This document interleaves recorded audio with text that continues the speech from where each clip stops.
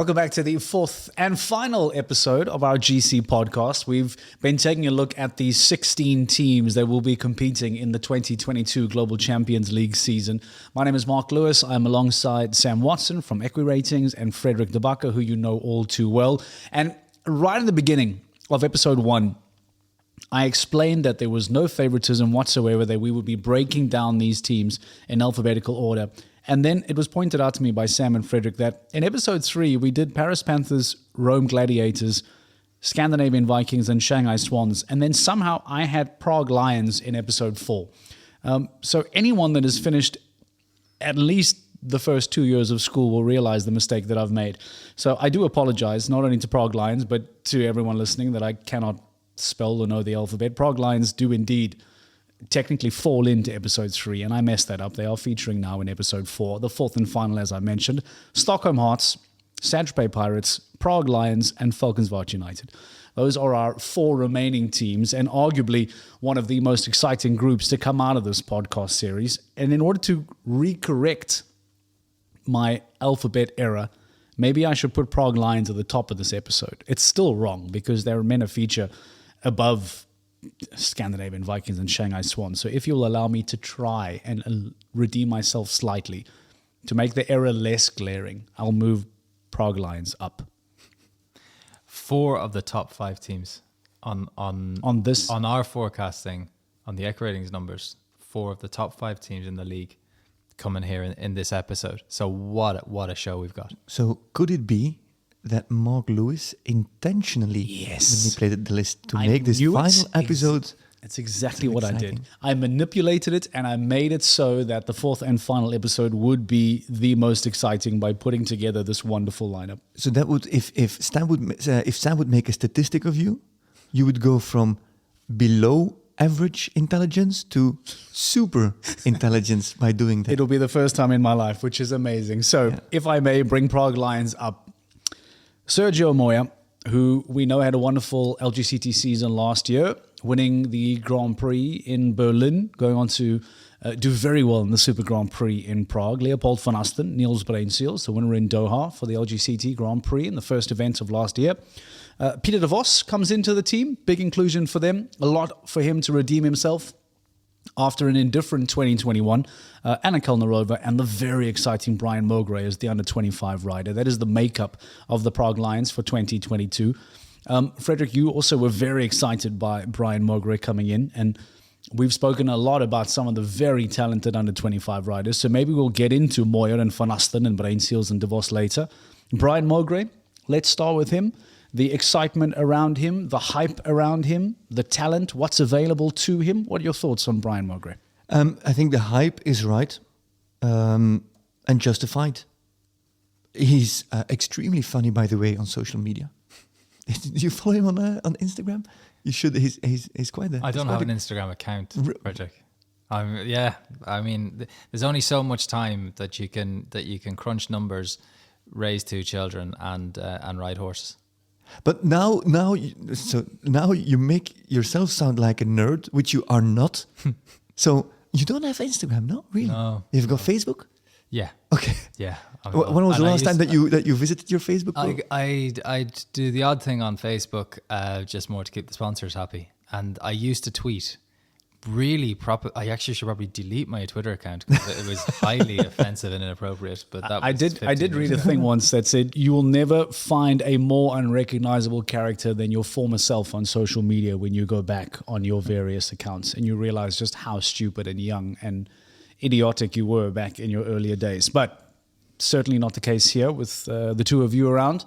But you can enjoy Brian Mogre right now. Yeah, let's talk about him because we're joking about our stupid younger selves. Here is a very talented, exciting young man, Brian Mogre. Sam, there's huge excitement around him. Tell me why, seemingly justified, people are so excited about Brian Mogre.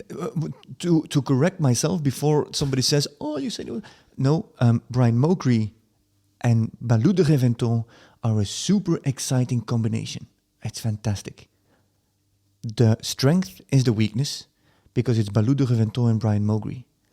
And then the question is, and what is next now? There's Gelano, a horse stepping up to meter 60 classes now, doing that just now. But it's one-trick pony is the wrong word, but it's Brian Mogre and Balou de Reventon. It's a superstar rider and a superstar horse. The end. So far. Do the numbers back up the claim of superstar status? Yeah, so we haven't seen Brian and Balou in GC. So when we look at them last season to get a feel of their current form, we go to those 5-star 160s like we were talking about King Edward and we were talking about Explosion. And I said Explosion was 10 clears from 17 rounds. Balou was 10 clears from 14 rounds. This horse is clinical. This horse is doing it in the 5-star shows at the 160 level. So top class combination. And this horse also, so that's Brian and gelling with Balou de Reventon. But that horse has GC history. And he was sandwiched between, I think, Clooney and Explosion in the Super 15 GCT Super final. Grand Prix. Back in 2019. So this horse is one of the best horses in the world, and this young rider has gelled with him and is performing with the best, amongst the best, and beating the best. So from a breeder's perspective, the Balou de Reventon is the real deal. It happens with Derek Kenny, who is an enormous rider. But it also happens with the up-and-coming talented Brian Mogre. So the quality of the horse is there. It's natural. And then the risk, the strength could also be the weakness. They just have to make sure that they don't let the weakness come out, team management, and that they play him to his strength. That when he's there, he's well surrounded. Maybe the Gallardo horse also comes up to speed. You don't find a Balou de Reventon at every corner of the street, but they will have to manage it really well so he can show his true talent. Let's talk horsepower for Prague Lions, because whilst there is horsepower for some of these riders, I question, and I hope that you will inform me just how much they have, because we know very well of Sergio Moya's season last year and the exploits of him and Alamo. Very good season, but there was huge talk around the lack of other 5-star horses around him. Niels Bruynseels, another LGCT Grand Prix winner with Deluxe. Again, very, very good combination. But from those two riders in particular, and then broaden it around the team, Frederick, there are star horses in this team, but tell me if any of these riders have stables full of top quality horses that they can alternate week in and week out. That is, I think you've hit the nail on the head inside this team with Moya now bringing up a horse called Malibu de Muse. He's now 10 and is competing at 1 meter 6'11", and doing that successfully. Good stints already out in Wellington in 4 and 3-star Grand Prix. So there's Alamo, there's Malibu, and I think then it kind of comes that to... could be enough too. Yeah, 100%. Because Alamo can perform and did perform in some of those toughest classes. You know, low clear rates, and Alamo could produce the goods. Go clear. And then Malibu maybe goes for some of the easier ones if such a thing exists, but it does a little bit on paper. You can see some trends there. And 2 is, I think that's enough. Particularly when you talk about when you're going to use Balou de Reventon, you're going to use him on Saturdays, because you have 2 of not just the best round 1 riders here in GC history, but 2 of the most the 2 most biased riders between the difference between their round 1 rate and their round 2 rate are Peter Devos and Leopold van Asten. Sorry? They're in GC history, these 2 riders jump clear twice the clear rate in round 1 than they do in round 2. So they're better on the first day than on the second day. Yeah, and it's so they're the 2 riders in, you know, when you're looking at GC history, you're looking at nearly 100 riders, and these 2 have the biggest differential between their round 1 and their round 2. How do you exploit that then as a team? Because there's 2 ways to look at that. One is the fact that they're very successful in round 1. So do you as a team ensure that these 2 feature in round 1? or is there a negative perspective on that you don't have riders that can perform for you over 2 rounds? Global Champions League is a new concept since 2016. We didn't have a 2020 season, so it's always difficult to understand. And I think what Sam brings to the table is super interesting. So now you have to go back and look at the situations that they were put in. When did they not perform in round 2? When they did perform in round 1, what happened there? Did they go in with a certain ambition? Was there team management that said, okay, boys, we've jumped clear in 4, now let's go for the win and be competitive? Or did they go in with the wrong game plan or with the wrong approach, wrong ambition to win? Or should they have consolidated? So I think it's super interesting. I don't have the answer to it, but it's a remarkable trend. Can they not handle the pressure?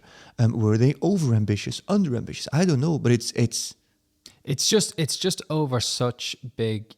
Peter Devos, you're talking 44 round 1s, 25 clears. That's 57% strike rate. It's huge. It's right up there with Harry Smulders and Jerome Guri, and Marcus Enning is 58%. So he's right up there with the best. But the strike rate drops to 35% for round 2, and over a huge number of rounds, 46 rounds, but only 16 clears in round 2. So it's a big sample. Van Asten is pretty similar. 38 rounds in round 1, that's a big quantity. 19 clears, exactly 50%, way above average, and he's half that. He's 32 rounds in round 2 and only 8 clears. It's down to 25%. It's a big difference, and it's a big sample. So something's happening. Maybe that's horsepower. That's maybe they're using, as you say, you have to analyze deeper. Are they using the same horse on both rounds, yeah, and they're running out of petrol? Are they switching horses? But that is a worrying trend for this team, because it's one thing for us to identify multiple teams that might have something like that. If we're identifying a recurring trend for riders in the same team, that never bodes well for a Saturday for Prague Lions. So the Vos comes from Saint-Tropez Pirates. He was their number 1 man in 2019. He took him. He literally led them in 2019 to, and I have to be careful, to 2nd place, just behind London Knights, and they were beaten by 3 points in the championship. Oh, that's heartbreaking. So, and I think that the Vos there contributed both in 1st and 2nd round. So that would mean, I think, that in 2021, he has to have produced a horrible 2nd round score or rate. So it's bizarre because the Vos, both in 2019, led the team to 2nd place in the championship and was 2nd in the LGCT championship behind Ben Meer. Listen to these numbers for 2019 from Devos. This is for a rider. 14 rounds in round 1, 13 clears. Jeez. That like 93% efficiency for a rider. And he was 9 from 15 in the 2nd round. So as you say, he was still operating at 60% in 2019. So he was really high. His problem was actually a lot before 2019. He was 1 clear from 11 back in 2017. He was only 4 clears from 11 is getting towards average. 2 clears from 7 last year is pretty disappointing. So let's turn it the other way around, because I'm praising him for his 2019 season. Yeah. Are you then? And I have to be careful because the Vos is a good friend of mine. But does that mean that 2019 was an exceptional season, above expectation?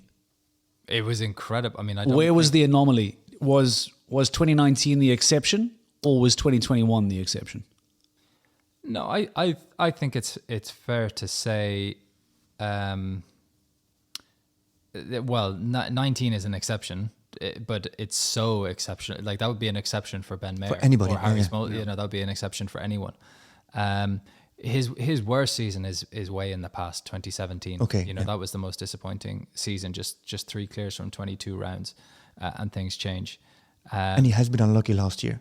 Apart in London, Claire for the Olympics has been some bumps in the road for him. But that's a great you wouldn't have found that 2019 without digging like that, because what a season it was. 22 clears overall from 29 runs, incredible. Last year was 4 from 13, which is just as I say, you can't afford to be normal in this league. Mm. Where does that leave Prague one. Lions for? There's the headline. There's your headline. You cannot afford to be normal in the GCL. Where does it leave Prague Lions from a forecast point of view, an expectation point of view? Because I've heard some very strong teams find themselves mid-table, so I worry about an overall expectation for Prague Lions. Well, we have to put it back into context here, because he does have Peter Devos, who we're talking about, has a couple of strong horses there. Niels Brunsels has a couple of strong horses. Leopold Van Asten has, okay, he's maybe not at the strongest we've been, but we've talked about Brian Mogre having a superstar. We're talking about Moya with Alamo and another horse coming up behind him. So this team ranked 5th on our projection. That is a really high projection. Yeah. I was not expecting Prague Lions to be as high as 5th. And again, just to clarify for anyone that may not have listened to episode 1, 2, or 3 just yet, the whole point of the forecast is that Sam is trying his best to use what data is available to him to make these forecasts, but that is an incredibly high prediction. Okay, here I come. So I cheer for Istanbul Sultans. Soft spot for New York Empire. New York Empire. I hope the best for Can Stars. And when Sam says, I'm afraid they're going to be at the lower end, I look for positives. Here I have to say, I in your rating, I think, for example, which horses did you include for Bruinseels? Is Gancia de Muse still in? Because she retired. That's a big loss for them. So we look at the top 12 horses for each team. So, and that will be one of the ones that drops out. So a suggestion that maybe, and not to put shade on the forecast, but maybe to update it, as Frederick has correctly done, just to update it, that maybe 5 is now just seemingly a little overshot. But even if they make 5, which is possible, because I also have to say, I don't think that Gancia jumped all that much last year in 2021 on Global Champions League. Sam, have you got something on there? I'm looking. No, but I'm looking. You asked me earlier on one of the earlier episodes about, we've talked about Berlin Eagles overperforming. We talked about Madrid in Motion, New York Empire underperforming. Last year, we projected 229 points, 229 points for Prague Lions. They got 228.5. No, so they were the closest. Bang on. And I think that's a positive, because I think where you like to see, and I think this is where people are entitled to an opinion, and people will have an opinion. Do you like a team like Berlin Eagles that have overperformed? Are you always going to fear a team like New York Empire who have underperformed? For me, I think that variance is much more likely to recalibrate itself. I would say that I think Berlin Eagles won't finish as high as they did last season. I think New York Empire will do better, but because Prague Lions were there in 6th place, they were knocking on the door. In a way that top 4 gap did become evident last year, but they're knocking on the door and they could. I think they. Brian Mogre will need to be that star, and Alamo will need to see Alamo more, but they could go top 4. Because last year, I say, did you have, or I ask you, do you have Gancia in the list? But Gancia only competed 1 round last year and went for 4 faults. And it was also Frenchie with Niels. Frenchie jumped 8 and 4, so Frenchie didn't really contribute. Frenchie isn't there either anymore with Niels. So, that makes your prediction actually more... Either way. I was looking for a way to take it down, and I thought I had it, but I don't. So it makes sense. And let's not forget that the prediction of last year was really accurate by 0.5 point. And that they missed out on better because they missed out on podiums. Either way, it's an finishing incredibly... 4th. How many times did they finish 4th? 5 times, I think. So just missed out. Yeah. Either way, it's an incredibly strong forecast for them, and maybe for a team that, on many people's radar, would not be seen as a potential top 4, 5, 6 finisher. So Prague Lions, definitely a team to look out for as far as the ratings are concerned. That brings us to arguably the most exciting team to talk about, maybe because it's new, maybe because it's fresh, maybe it's because of the makeup of the team. And I hope my alphabet is right now. I think Stockholm Hearts is next. By this point of the show, I'll just We can't wait any longer. Yeah, we will. I will just pretend that it is. So Stockholm Hearts is the next team to discuss. New team for 2022. The Philip Hearts brothers, Nicola and Olivia, come in. Malin Bard Jonsson and her Swedish and, I assume, making words up now, friend, Peter Fredriksson, the star of the show for 2021, going on to so heroically help Falconsville United to the GCL title in 2021. The two Lilies, Keenan and Atwood, coming in. Atwood is the under-25 rider. We spoke earlier in the series about organic relationships and manufactured relationships, and seldom do teams have the choice. You put together what team will best suit you. But Frederick, from an organic relationship perspective and the importance of those relationships and understandings in a successful GCL team, to have Marlon and Petter, who know each other incredibly well, to have the two Philip Hearts brothers who've ridden together for years, the organic makeup of this team and the talent that is put together for this team. I praised Paris earlier on very, very heavily. Is this potentially the only other team that should be treated at that level of excitement, of expectation?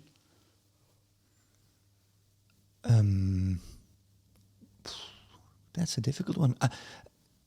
Yes. We have to be excited. We've mentioned it, I don't know if it was this or the previous podcast, about the 33 or the 31 or the 30% chance to win the championship. The names say it all, the horses say it all, the potential is there. We have to be you have to be super excited. Yeah. Sam, seeing the composition of this team, knowing Olympic medalists and Super Cup winners and exciting under-25 talents, new branding, new team, new logo. I mean, does this come together as the fairy tale team of 2022? It's, I would say, more biblical than fairy tale. Biblical. When Noah built an ark, he put them in on 2x2s. And this team has been assembled 2x2 because God said, I need two Lilies, I need two Swedish gold medal superstars, and I need two Philip Hearts brothers. And that's what this team has. And I joke, but there's a few things here that you have to take into account. How effective and, in a way, I think underrated the Philip Hearts brothers can be. Anyone who watched the Super Cup last year will know they're not under. I mean, you how saw them in action. Yeah, they are the furthest thing from underrated. In fact, they stole the show at the Super Cup last year. Yeah, but that's in our eyes. So what do you mean? Well, when we're talking about, I think if you go out and you ask people for the sort of the top 5 performers, you guys have your GC bias, but if you talk for the sort of top 5 riders in the world, they're not going to, you have, because your Fredrikssons, your Deusers, your Ben Mayers, your Scott Brashes, they steal the headlines and they steal the big Grand Prix wins an awful lot. I know the Philip Hearts brothers have that, but they have, for example, H&M Legend of Love has the 3rd best ever GC season with 9 clears from 10 runs back in 2018. That's a huge contribution to the GC team. And again, what they did in those Prague playoffs, I think Katanga was, along with Winning Good actually, and Emily Moffat, they were the 2 best performers in that final. They love GC. I think that's when you see them at their best. So I think they're more than solid midfielders, more than good riders in the same way, because you can rattle off and we've been through all of these teams and your Neil Brunsels and your Peter Devos, there's an awful lot of talent here. And what I would say is caution against letting the Philip Hearts brothers just morph into just being another good rider or another top class rider. I think when it comes to GC, they're exceptional. But from what you're saying and from what we know of their previous performances, regardless of whether it be for London Knights, but just to focus on it, I think the way I view that is that in the two Philip Hearts brothers, you have 2 riders that have the ability to win a GCL leg on their own. So we spoke earlier about Paris Panthers again, because I'm finding the connections between the two. We spoke about the luxury that Rob Hoekstra has when it comes to personnel. What does it say if you have Olivia and Nicola Philip Hearts who can win you a GCL title and you don't even have to call on Peter Fredriksson? You don't even have to call on Malin Bard Jonsson for the weekend. Imagine having the luxury to say, you two can ride Miami. Take a rest for Doha, because not only do you have, and again, I don't mean substitutes as in fill-ins, I mean you have alternative choices in your team. What a luxury to have that these two men have the ability to win a GCL event, and you don't even have to call upon the big Swedes to do anything yet. Yes, but that's...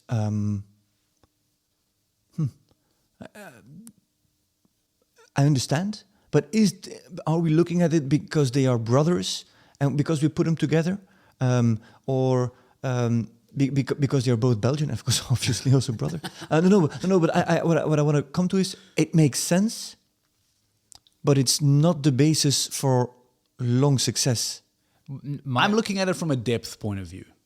My point around this is if you take Scott Brash as a name on the street, and huge reputation, and then you look at the GC, like I was saying last year, 1 clear from 6 in round 1 last season, you're going, a little bit underwhelmed. The point with the Philip Hearts brothers for me is the opposite. Good name on the street, and I think it, really exceptional on the numbers in the GC. So I think they love it. I think they really get into this league, this format, how it goes, the pressure, they thrive under it. So I think they're going to be really strong. But yes, because on numbers, they aren't Indiana.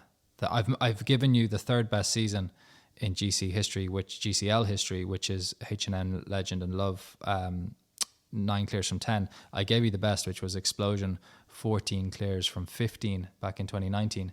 The second best was also 2019. It was 12 clears from 15, which was H&M Indiana, Malin Byer-Johnson, who's also on this team. So Indiana, H&M all in, Catch Me Not S. So that's the first is Malin Byer-Johnson's Olympic horse. The next two, both for Peter Fredriksson, they're the superstars, really. They probably stand out as the superstars. And all I'm saying is that I think the Philip Hearts are less than supporting acts to these. I think they can. I think that's why they're so strong, because it would be easy, and we have to say, well, what does Malin Byer-Johnson, huge reputation, hugely successful rider, what does she look like without Indiana? And are we worried about the form of Indiana towards the end of last season, and just with age, and how much are we going to see H&M all in as well for Peter Fredriksson? Is he now relying much more on Catch Me Not S? Now he has other firepowers that we'll get into his other horses as well. I'm not worried about Peter Fredriksson's depth. I am worried a little bit about Malin Byer-Johnson's depth. Because both H&M All In, H&M Indiana and Elberon haven't jumped since Prague. So literally put the season to bed and wake him up, I think around and about now, and not even now. I think still a little bit later. They haven't jumped since. But then surely rust is a factor here. H&M All In didn't do anything for a year. I remember seeing him at Tops International Arena beginning of the season when he just came out of when he looked semi-retired. He looks like me after Christmas. And then all of a sudden Fredriksson starts to work him the way he does that in his Natuurbade there in the forest at Grevelunda, and it starts to develop and it's there. So rust is, I understand, but it seems, of course, because All In is 16 in the meanwhile, and it will have an effect. And so Peter will have to be selective with how and what and where and when. But he has Hansen, he has H&M Christian K. But just the fact that he hasn't done anything over the winter, just let them rest, let them recover, and let them be ready. I like it's a that. Beautiful story. Yeah, I like that, and I because I think to be at top, to be back to that line, you can't be normal for GC. So then we say we need to see horses at peak, and we just know in any sport you can't be at peak for 12 months of the year. So I like that idea to let them down. But then the question is, they look like they intend to start strong in Doha. If Malin's on the plane, you have to assume that Indiana is on the plane. Can we touch briefly on the two Lilies, Keenan and Atwood, and just give some feedback and some numbers on them, just to fill out the team and see what the remaining two members, we've spoken in depth on the Philip Hearts brothers, and we know all too well Byer-Johnson and Fredriksson. What do the two Lilies bring to the team, Sam? And can they be called upon regularly if required? I think they will be called upon, but I would say probably not regularly. I think we might see Lily Keenan a little bit more than we see Lily Atwood. Agana there for Lily Keenan has got a nice rating. Yeah. So yeah, I and more than capable of jumping in GC. It's just a question of whether they're going to remember now that you're talking about a team that's going to need to have a clear rate in and around 60%. That's what they're going to be aiming for, because if they can perform at that, they're going to win the league. And are those horses 60% clear rate horses at this top level? That's going to be the question. Correct me if I'm wrong. When we spoke about Paris Panthers, you said that they had a 33% chance of winning it. I think you said. What is Stockholm Hearts? 34? 30 to 33, I think. That's it. Yeah, that's it. So Stockholm have a 33%. 32%. Paris Panthers are actually, I rounded to make it easier. I thought 30 and 33 would be easier, but I may as well go into the, now that we're comfortable enough to go into percentage win chances. 29% for Paris Panthers, 32%. But there's still very little in that. And very little. People are getting overexcited and putting a crown on Stockholm Hearts already. And by no means am I suggesting they won't win it, because they may well, and everyone will go, yep, well, told you so. But it does indicate that this is a lot tighter than people are. Again, numbers are tighter. There might be blowouts and eliminations, and it might never happen, the competition we're thinking will. But the numbers suggest that this is far closer than we think. Inside in the brain. So, not in the brain. In my head, the title sounded better than it came out of my mouth. But anyway, for Stockholm Hearts in Doha, Olivier Philippaert with H&M Legend of Love and Miro. Peter Fredriksson with H&M Christian K and Hansen, and Malin Bayard Johnson with H&M Indiana and Harley Davidson. H&M Indiana hasn't, and I'm just going to make sure, hasn't jumped. She jumped 2 classes after Prague in Stockholm for the Stockholm show. In Sweden, I can imagine. Ever since, so that's since end of November. She hasn't jumped in December, hasn't jumped in January, hasn't jumped in February. 3 months of no international jumping. Maybe we of course we don't have a camera on her, so Al Shakab is a 2-week event. So it starts with the CHI in Al Shakab, and then it's the start of the season, the opener at launching Global Champions to Global Champions League.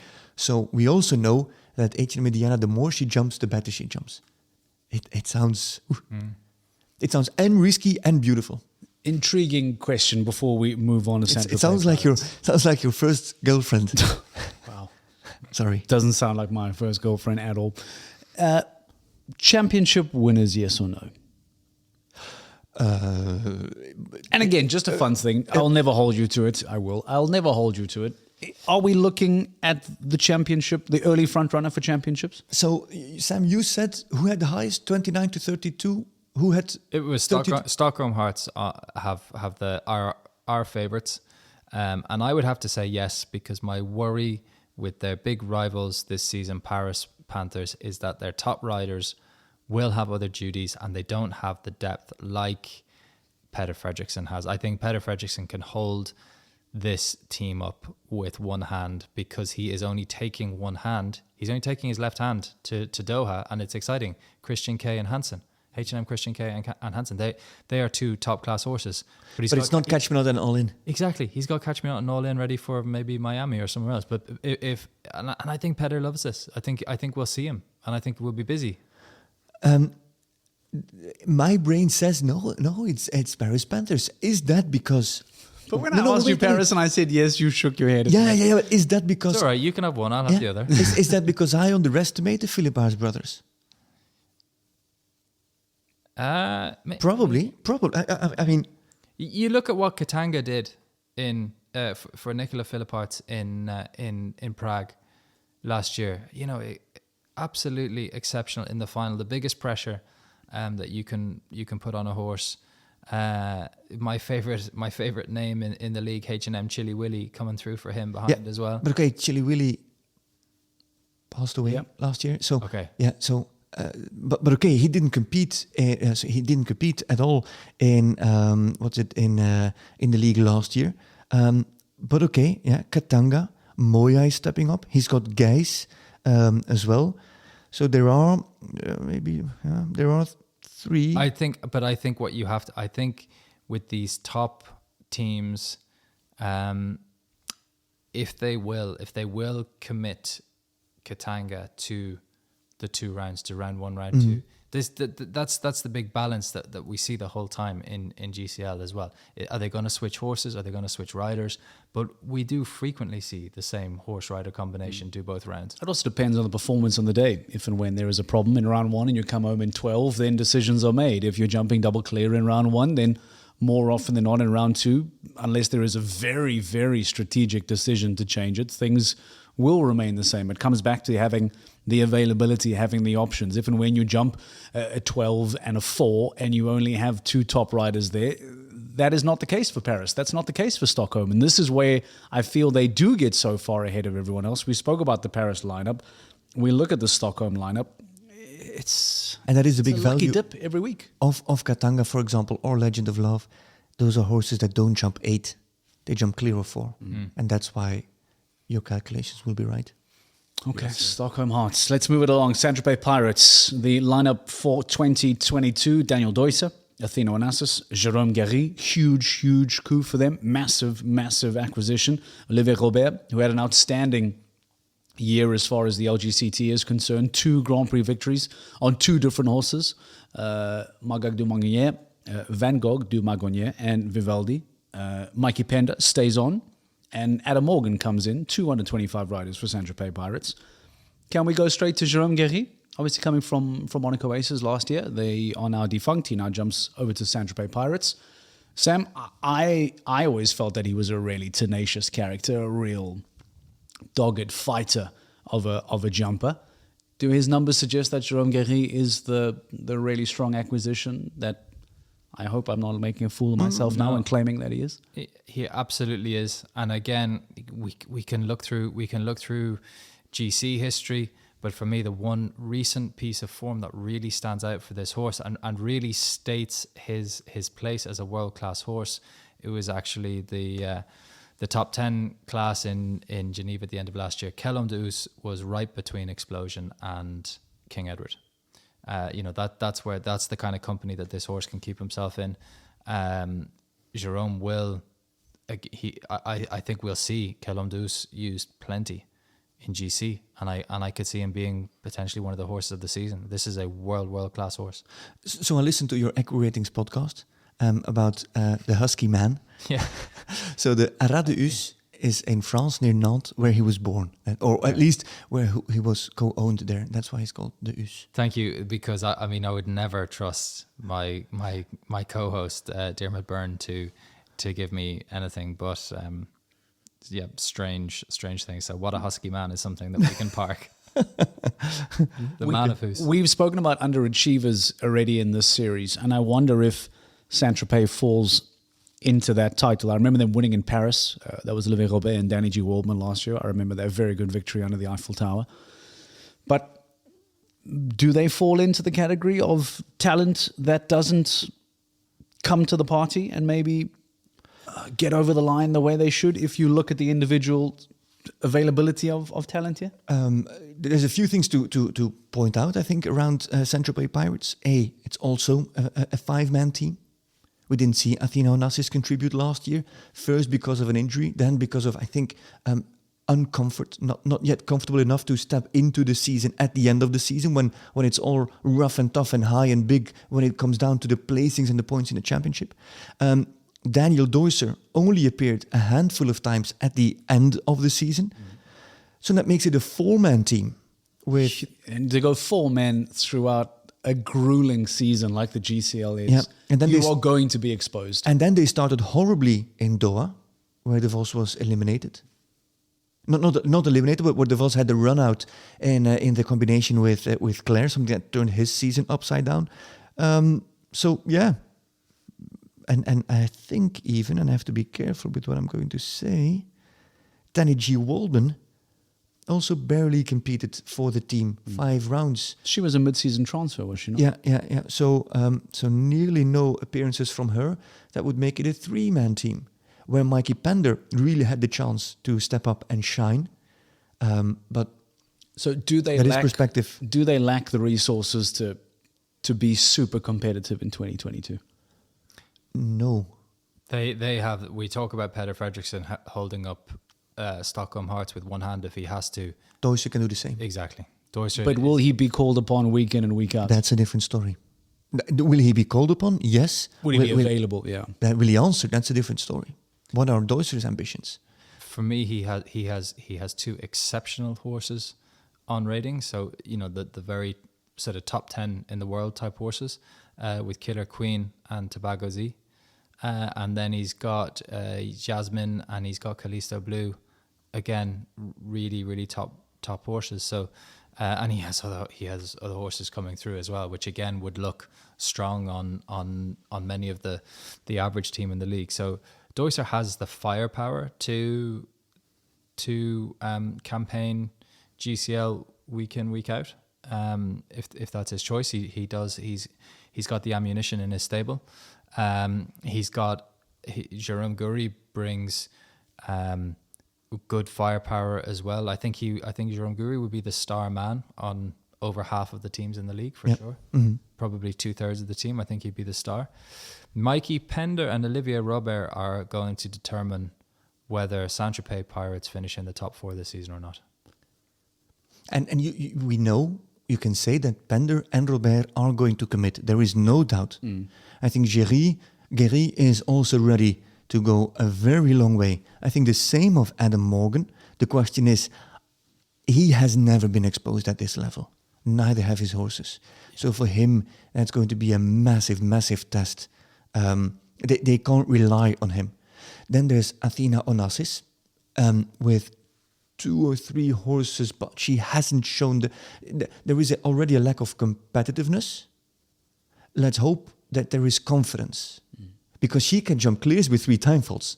Okay, that's also different, so that we need to address later on. So it's going to be about Mikey Pender, it's going to be about Olivier Robert, it's going to be about Jérôme Guéry. Then maybe if Deuser, how much Deuser is going to give. Now, Deuser also had to handle a few injuries last year. Maybe that's also why he wasn't always available. And then it's the addition of Adam Morgan. Is he going to make it a 5-man team? And is Athena going to make it a 6-man team? So there's a risk of it being a 6-man team, a 4-man team, sorry. I question their depth, and I think it's going to, the longer the season goes on, I think the more exposed they'll get. But the thing for me is that if Jerome Guri and Daniel Deuser are on the start list, and if Killer Queen and Callum Deus it's a different team are on the horse box, I don't think there's a better team in the league. But so here comes the question that we've been talking about as well. This, over these 4 episodes. Paris Panthers could explosion, and there would be a better. There are different categories of brilliance here. There's those that have it and will be able to use it every week. There's those that don't have it and wish they did. Then maybe you have a team like Saint-Tropez Pirates who have it but might not be able to use it every single week. So yes, you can put together a Hollywood lineup here of Daniel Deuser, Killer Queen, and Jerome Guéry, and put together a superstar lineup that could well win you a GCL event. But it comes back to, as we said, commitment that you've spoken about a lot, Sam, over these 4 episodes, is how often will that Hollywood lineup be available and take up the offer to come week in and week out to compete in the GCL? Because you can put any team together in the world. If they're not going to match and mix together over the weekends, it doesn't matter. Because Peder Fredriksson has got the multiple superstars. Deuser has got multiple superstars. Meer has got one. I'm just thinking superstars. Van Eckerman has got one. So there's not many people that have got two superstars. There's a lot of people that have got 2 good horses, but superstars, it's actually Deuser and Peder Fredriksson. Correct. Yeah. So if Deuser comes out week in and week out, or at least more than what we saw in 2021 with Jérôme Guéry and Olivier Robert, a 2-time LGCT winner alone in 2021, and Mikey Pender, who's been consistently improving. Can you imagine being a team manager and listening to this podcast? You put down your headphones and you call Deuser, no? Yeah. You say, Daniel, we'll see you in Doha. We'll see you in Miami. We will see you throughout the year. Let me answer that question. No, not in Doha. this begs Who the is in question. Doha? For them, they have got Jérôme Guéry, Napoli van Nederhassenhof, and Kilom de Hus. Yeah. Now, Kilom de Hus, we know. Napoli, I saw him in Oliva earlier this year, I think second or third in the Grand Prix. It's a very green horse. I don't think you've got him that high on your rating just yet. No. Oh my. Oh, as a brutal quality. Oh, what a horse. It's really super exciting. So very coincidentally, and thanks to the alphabet, a reminder again, we've broken these teams down by the alphabet. It leaves us with the defending champions of Falconsville United as our 16th and final team to unpack. There's no denying that there is a gaping hole left by Peter Fredriksson, who will now go on to anchor Stockholm Hearts. Edwina Tops-Alexander will most likely carry that crown and become the new anchor for Falconsville United. Marcus Henning stays with the team, and we didn't perhaps see him as much as many would have liked throughout 2021. He did go on to jump Doha and actually win it with Peter Fredriksson, the first event of last year. So we want to see more of Marcus Henning throughout 2022. Maurice Tebel comes in from Miami Celtics, yes. Gilles Thomas hangs around. John Whitaker becomes a very exciting inclusion. We know the wonderful fairy tale storyline that came through with him earning a golden ticket in London and going all the way to the Super Grand Prix in Prague. John Whitaker will now be a member of Falconsville United, as will Laura Kraut, who now comes from the defunct Monaco Aces to Falconsville. Laura Kraut, again, Olympic rider, very established, loads of credibility, loads of talent. I don't think that this is the championship winning team of 2021. I don't think it's fair to put that all on Peter Fredriksson's departure. But I wonder if Frederick John Whitaker, I think because of availability, he'll probably be willing to commit and available to commit to a lot of legs. But whether or not he'll jump everyone, I'm not too sure. But if you have Laura Kraut and Marcus Henning and Maurice Tebel and Edwina Tops-Alexander. Yeah, but it's not names, it's combinations. You have to look at that in that perspective. So Whitaker, two good horses, Unique de Framport and Charid. Then there's Maurice Tebel, whose life has been turned upside down. His two best horses left him. He moves to Staltops, where he finds the horses basically of Alberto Zorzi. I'm just going through the results here that he jumped since Oliva, because he only started 3 weeks ago at Staltops. Has jumped a lot of clears and just a few time faults. But that is going to be... He's going to have to do it with those horses. And then I'm thinking of horses like Clarina and Kinsey, and maybe Tempo de Vauban, and horses like that. So it's no longer the Maurice Tebel with Chaco Son or with Don Diarado. Is what he finds at Staltops? Is it straight away? Is the combination straight away strong enough to produce something for the reigning champion? That's a really interesting question. Gilles Thomas is going to be an interesting rider for the team, because Thomas, in my opinion, wasn't used enough last year and is even the more interesting. So I think Gilles Thomas will be playing a bigger name and will be making a bigger name for himself, I think. Sam, who on numbers then would be the best combination for Falconsville United? Because again, it comes the question that Edwina Tops-Alexander cannot compete at every event. But of those events that she can, she will naturally start and most probably ride both rounds. So then it becomes a question as to who will partner Tops-Alexander at these events, whether it be Laura Kraut or Marcus Henning, Maurice Tebel, etc. But on those weekends that she is not available, what do the numbers say are the best possible lineups for Falconsville United put up each and every week? It's Laura Kraut. Laura Kraut with Ballatino and Kung Fu, I suppose. But Ballatino is... but it's Ballatine. I mean, but the why you're hesitant is so. If this is not to do down Laura Kraut, I think absolutely exceptional. Has everything. Has the history. Has the GC history. Has good horsepower. It's the fact that the job she has to do is to come in and replace Peter Fredriksson. Really. That's the way. Well, that's a job that no one can do because of who he is and what he was able to achieve. So the way I see it, and I know I'm fighting you on semantics now, but no one will fill that hole. So now it's about, evolving and changing the setup. You've made a lot of football references over the last couple of episodes. No one will ever replace Lionel Messi. They have to find a way to replace the gap left by him at Barcelona. No one will replace Cristiano Ronaldo. They have to find a way to remold the team. So no one will step into the boots of Peter Fredriksson. So of those who do come in, how do they carry the weight left by that? Do they go to the experience of John Whitaker? Do they go to the exciting talent of Gilles Thomas? Does Laura Kraut come in? It must be such a difficult thing to do. I think you're going to have to blend. You're going to have to try and create Petter through the sum of two parts. You're going to have to look at his very top, the best version of Petter. I think Laura can perform at the very top level. She can deliver in the toughest legs.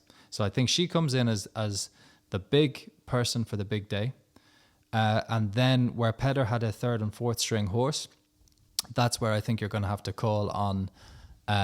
Firstly, you have John Whitaker to come in. He's not an under-25 rider, but he's more than capable, and he will do.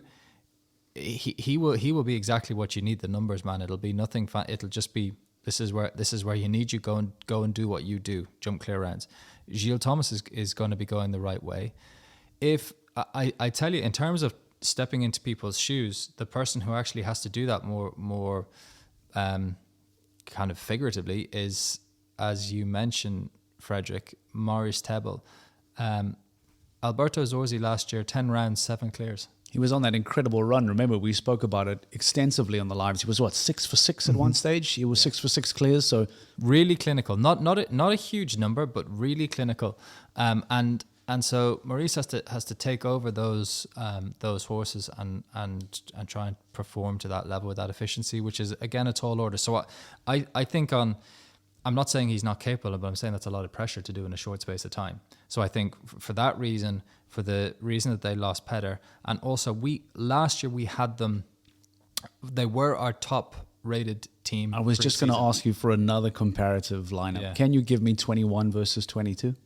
So well, they were our top rated team, but we only had them we forecasted them to score 252 points ahead of Paris Panthers, who were 251.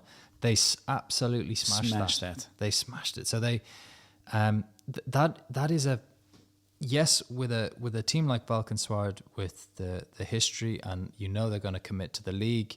You have a Edwina Tops Alexander who's going to perform above what the paper says, because just the ability to extract performance from the horses to perform in this league is absolutely there. So I think they can. I wouldn't bet against them to overperform slightly, but can you overperform by 62 points again, which is absolutely huge? And they're down. They're down on. They have been hurt a little bit by the transfer window, so their forecast only has them 4th for us for this season. So if they were to get into a Super Cup semi-final spot, that would be seen as a big victory for this team. On the plus side, Edwina Tops Alexander, actually, she had identity in the beginning of the season, and then it was only fellow Castlefield. Identity isn't back just yet, or isn't jumping just yet, but fellow is. And there's a few other horses coming back. There's Catenda. I saw her jumping with Bacardi in Oliva, so her depth is deepening, widening, strengthening, whatever, figure. Getting better. Yeah. Eining retired Prêt à tout and Comme il faut. Laura Kraut never jumped Balotino so far on a GC event, which you have to take into consideration. She lost Goldwyn to Micah Y. So there's a lot of pros and cons where, in general, I would say the team is weakened.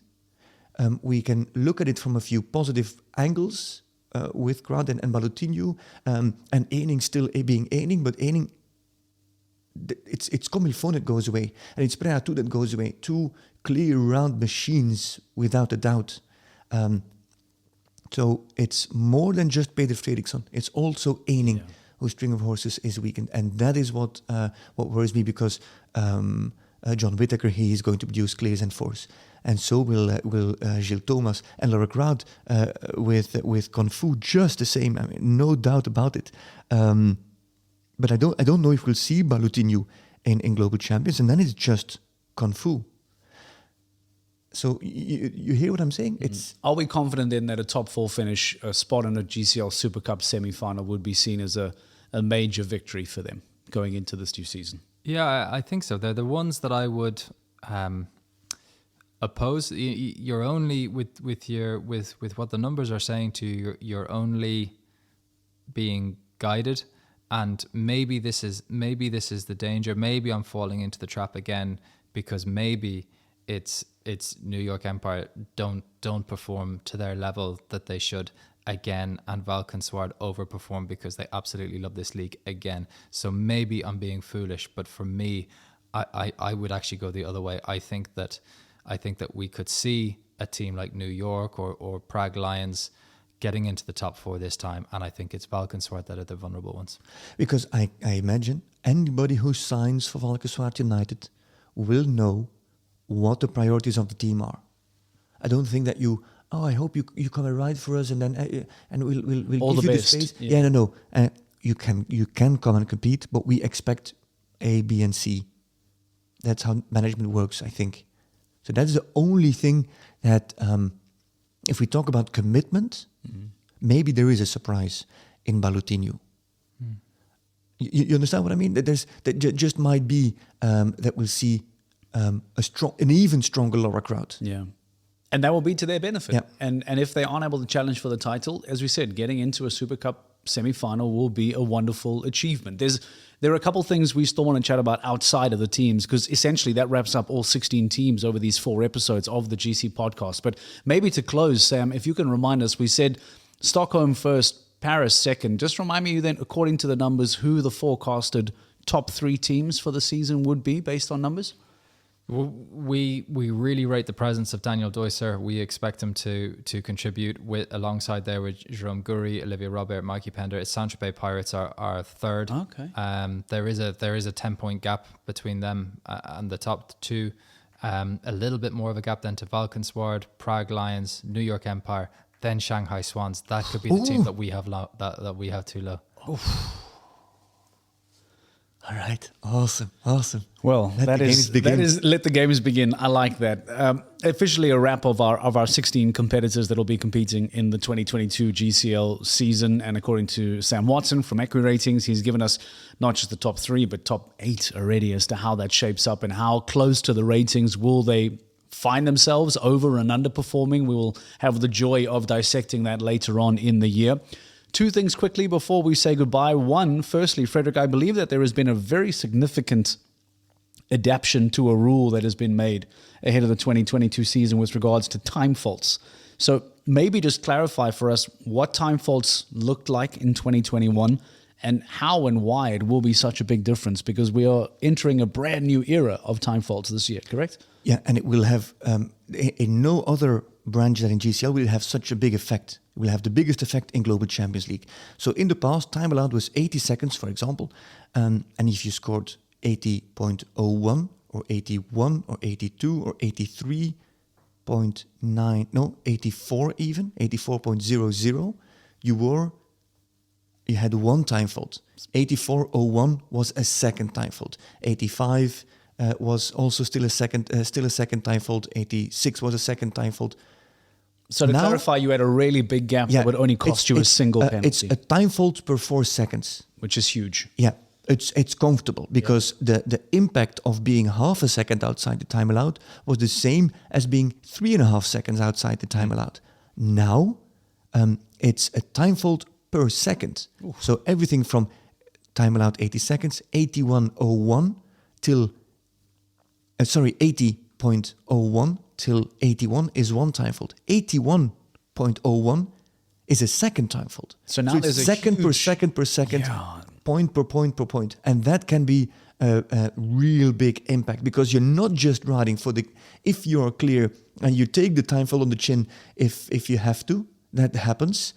But you can't take the second time fault because it's only hundreds and tens of seconds away from where you'll finish. So it's going to have an enormous impact. It's going to change it completely. Because no rider should ever be looking to be 5 seconds over the time, but it meant that you basically could be 4 seconds over and still just pick up a single time fault. So now this new rule, the inclusion of this new rule suggesting that with every second comes an additional time fault. So if ever there is a run out or any form of problem, that rider, even more so than ever in the past, is going to be penalized harder and harder and harder the longer they take to get over that final fence. So that is going to be very significant for the year. It's going to be something very interesting for you too, Sam, Accu ratings.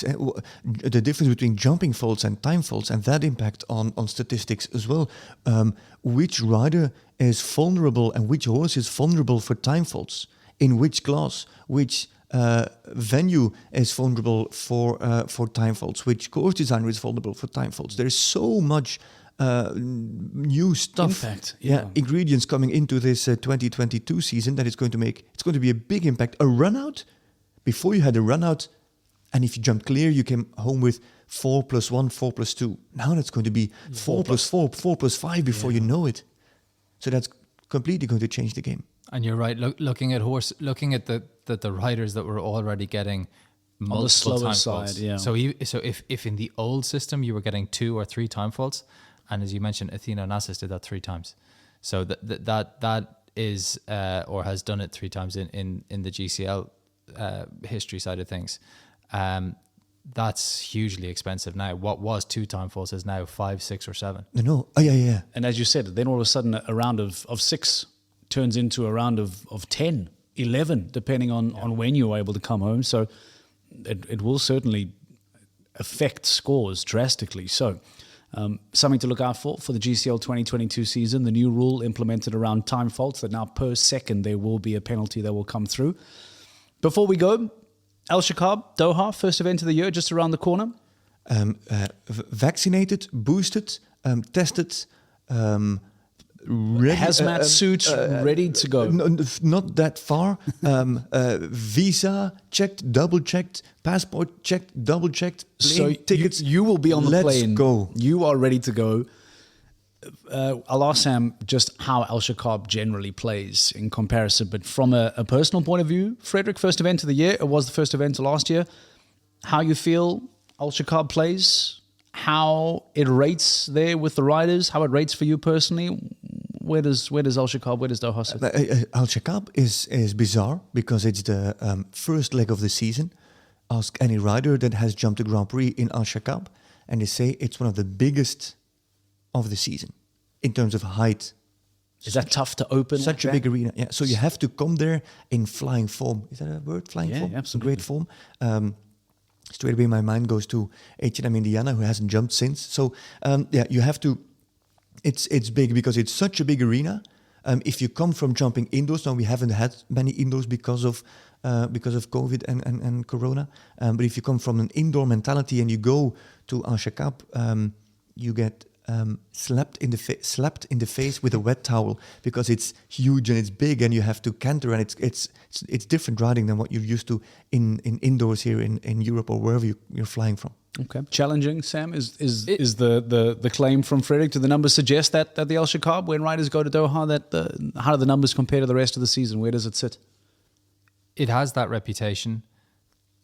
You have to park GCT. We're having a GCL conversation, and the facts is that this venue over the last 3 years or the last 3 seasons, and 2020 not a full season, but 2019, 2021 full seasons, it has the highest clear rates. Oh wow! So you have to and it's a real gap, and that's a big contrast. You're talking about a really big challenging ring, yet somehow it produces the best clear rates across the year. And while we say 2020 wasn't a full season, 2020 Doha. What did happen, real. But it wasn't a full season. So 2019 78% clear rate in round 1. That's ridiculously high. 60 9%. I am going blind. That was his eyesight trying to get closer to his screen. 63% last season. That's round 1. Round 2 harder, 31%, 43%, 50%. But it averages out. It's 70-40. What you're telling us is that there is, and this is what I'm assuming will come throughout the broadcast, is that there is no room for error in Doha. If the clear rate is incredibly high, it means that every fence that falls could see you fall right out of the podium. There is no gap. And you might need a speed, this is, I know Concrete Dam isn't going for Sana Tyson, but that's, again, you're thinking of the horses that have a little bit of foot speed, because you need them both, for round 2, get your clear on the board in round 1. But what we could see, which would be quite exciting for a season opener, is to have all of these key contenders that we've been talking about going into the second round on 0. And then possibly even position. I think you're probably overthinking, and as a manager this is probably getting a little bit dangerous, but to think about being pretty quick and efficient in round 1, just so that you have a good position to go last in round 2, and you know what the lie of the land is. I was going to make a comment straight away about time faults with the new rule that we just addressed, but only 2 rounders with a time fault over 2 rounds. There were only 15 teams there in Doha last year, but only 2 collected a time fault over 2 rounds. How was that in the year before? It's actually fairly the same. So yeah, it doesn't produce that many time faults either, because it's so easy to get lost in Al Shakab. But apparently, well, it means that if anyone is coming out of round 1 on 8, it may well be game over for you already going into round 2 on the Saturday. It also means that, as you said, Saturday might become a speed class. If a whole handful of teams have jumped double clear or 4 and clear, we don't know, but it might make for a very, very interesting Saturday if the clear rate remains in place ahead of GCL round 2, where now it turns into a speed class on Saturday. But I think the significance of it is that it has a reputation. It comes early in the season, and you have to travel halfway across the world to get there. And I think that for that reason, you get the best going there prepared, and they are performing. And looking at the start list and the entry list, GCL 2022 is going to get off to a absolutely flying start. And they've jumped there the week before as well, so they know the ring. They've jumped there. They feel comfortable. Yeah. Okay, well, it should make for fantastic viewing. That will be on GCTV. Make sure you join us from 3rd of March. Round 1 on the 3rd, round 2 on the 5th. Everything will be broadcast on GCTV. Of course, your access pass will get you all the studio activity, and then your live and pro will get you every second of both rounds of the GCL, and of course the LGCT Grand Prix on Saturday as well. So thank you, Sam Watson, for making the trip out. Pleasure, absolute pleasure. Please travel safe back to Ireland. We appreciate your time. Frederick de Backer, always wonderful. Thank you for hosting us, by the way. We haven't said this, but Frederick de Backer is hosting us today. Thank you for allowing us into your home. Did you enjoy the lunch? It was amazing. We had a fantastic lunch, catered for, beautiful, treated like real rock stars today. So thank you for that. We look forward to catching up with you ahead of Doha. Super. Yep. I can't wait. And that is it. Don't forget all 4 of these episodes of our GC podcast available for you. Go listen to episode 1 through to 4 and get a far better understanding on how the lineup for 2022 and the Global Champions League will look throughout the rest of the year. Thank you for listening, and we will see you in Doha. Bye-bye.